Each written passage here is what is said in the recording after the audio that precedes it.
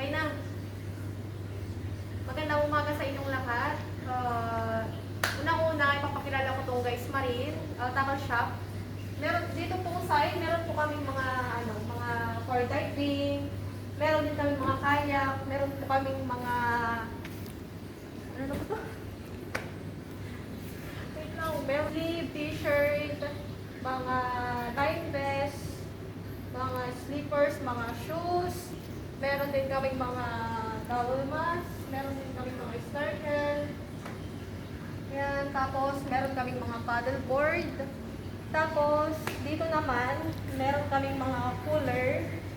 Tapos dito na side na to, may mga mantab kami. Tapos ito mga kayak, tapos dito yung mga lure namin, mga jig. May mga 40, 60 lahat na sa crabs, meron din. Tapos nandito yung mga ballsen namin na rad, na pang bigatin, yung nakahatak ng aeroplano naman yun, yung mga airplane, nakahatak na yan. Tapos dito naman, may mga pang-trolling kami.